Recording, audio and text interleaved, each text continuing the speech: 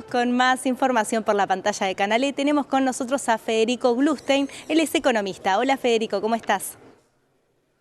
¿Cómo estás, Paz? Muchas gracias por la invitación. Gracias por estar con nosotros. Analicemos un poco esta caída de las acciones argentinas en la bolsa de Wall Street.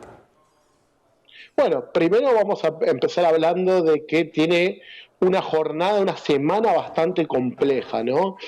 Con caídas muy fuertes, cuarta caída en la semana, una fuerte caída sobre todo de YPF, pero también de otras energéticas, cosa que no venía sucediendo en los últimos días, venía con algunos crecimientos y unos rendimientos más mixtos, pero esta semana fue bastante pronunciada la caída, bastante alarmante. ¿Y qué puede pasar en los próximos días? ¿O podemos llegar a observar otra caída? Bueno, primero tiene que ver con que inicialmente el balance de YPF dio muy mal en el primer trimestre de 2024, pero también Claro.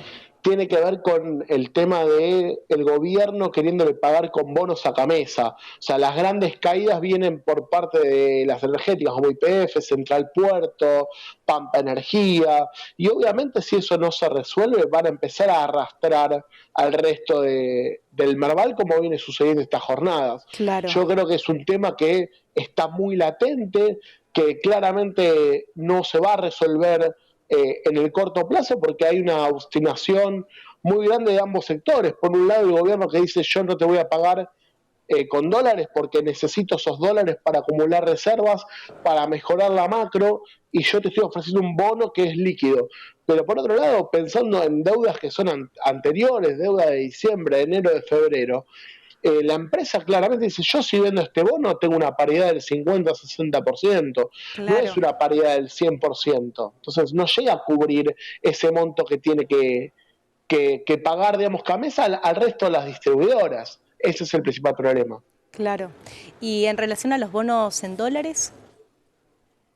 Bueno, lo que anda pasando con los bonos en dólares es algo muy puntual, porque hay una perspectiva del mercado que van a tender a subir y Ah, a tener una paridad mucho más alta. ¿Por qué? Porque básicamente se está arreglando la macroeconomía, el gobierno está acumulando reservas, la inflación está bajando, pero también hay una contraparte de eso y es que hoy el mercado en pesos se está fortaleciendo en términos de bonos porque ya al bajar la inflación hay mayor confianza en ese segmento, el dólar claro. está muy quieto, o sea, avanzó muy poco desde que Milei es presidente, sobre todo después de la devaluación, digamos, hubo una suba de menos del 10% contra una inflación que acumulada desde ese momento superó el 100, el crawling peg del 2% hace que se quede muy atrás y el gobierno está viendo un dólar mucho más barato en términos de pesos, porque inclusive lo ve a 800, 700 pesos, han dicho, cuando el mercado lo ve más cerca de 1.200, 1.300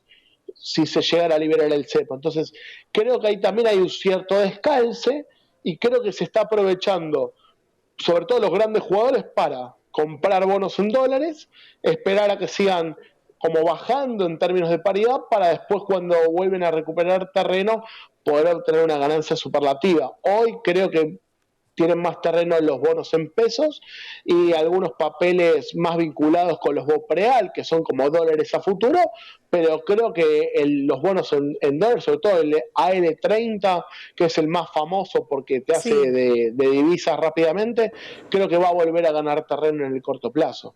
Claro, y yendo un poco más al valor del dólar, ¿consideras que a partir de lo que se decía por la ley bases en el Senado puede haber modificaciones? O sea, ¿puede haber unas alteraciones en su valor? Sin ninguna duda, básicamente porque lo que va a suceder con la ley bases no solamente tiene que ver con la economía, sino también con la política. Y si no se Claro. llega a aprobar la ley bases, creo que va a mostrar una debilidad por parte de la gestión del presidente Milei de que no puede priorizar con su plan económico los destinos del Congreso y que le ponen muchas trabas. Entonces va a haber cierta desconfianza y la gente que venía confiando en que iba a triunfar va a empezar a ceder y va a empezar a demandar divisas. Entonces yo creo que sobre todo los financieros van a tender a crear nuevos pisos, pero también es cierto de que están ingresando dólares de la cosecha Claro. por lo tanto, está ciertamente controlada lo que sea la demanda de divisas por parte de los sectores que normalmente pueden llegar a hacer ese tipo de operaciones. Por donde se va a disparar fuertemente, no vamos a ver un dólar a 1.500, 1.600, pero sí, por ejemplo, el MEP podría acercarse a los 1.100 y el contado con liquidación a los 1.200 pesos, que son valores más altos que hoy y con cierto escalonamiento. Claro, Federico, podemos registrar entonces, en relación a lo que comentabas, una suba en el dólar.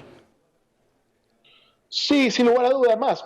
Todo va a depender de cómo se den también el rechazo, si es un rechazo Claro. amplio, si hay modificaciones, porque también seamos sinceros que el gobierno pretendía a que la ley pase sin ninguna modificación, sin ninguna observación. Todos sabemos que el Congreso es un espacio de consenso, por lo tanto Exacto. hay cosas perfectibles como pasó con lo de las tabacaleras. Entonces, yo creo que puede llegar a haber en la votación particular algo que haga mantener sobre todo las cotizaciones y la expectativa macro estable. Ahora, si se rechaza de plano, si hay un rechazo muy fuerte, ahí sí va a cambiar porque claramente se va a notar una debilidad del presidente y del equipo de la gestión de la libertad avanza en términos políticos. Claro, Federico, y te pregunto esta última, en relación a la unificación del tipo de cambio, estamos observando que se está atrasando, según lo que se estipulaba, a mitad de año. ¿Para cuándo podremos llegar a verlo? Hoy digamos que es una situación muy compleja. ¿Por Claro, qué? Porque si bien el gobierno está acumulando reservas, está comprando divisas, también es cierto que con los BOPREAL está como dolarizando parte de los pasivos que tenía el Banco Central. Entonces, lo que se puede llegar a ver es que si la situación económica no mejora, esos BOPREAL van a empezar a demandar divisa fresca y a inundar el mercado. Entonces, esa posibilidad de abrir el cepo para septiembre, octubre se puede llegar a retrasar. Yo lo que claro. creo es que va a depender mucho de la suerte, de la ley bases y el pacto de mayo, pero también de cómo se van a empezar a gestionar los pasivos tanto del Tesoro como del Banco Central, ver cómo esa bola de antes le di hoy pases y put va a empezar a resolverse, si se prolonga en el tiempo va a ser mucho más fácil abrir el cepo, pues recordemos que uno para abrir el cepo tiene que tener parte de la deuda comercial y parte de la deuda financiera como resuelta. No resuelta en Claro. términos de inmediatez, ¿sí? O sea que ya vas a tener 70.000 o 80.000 millones de dólares, sino que tiene que tener un destino para que esos pesos no inunden el mercado y haya una mega emisión o una mega venta de reservas para poder cubrir eso. Entonces,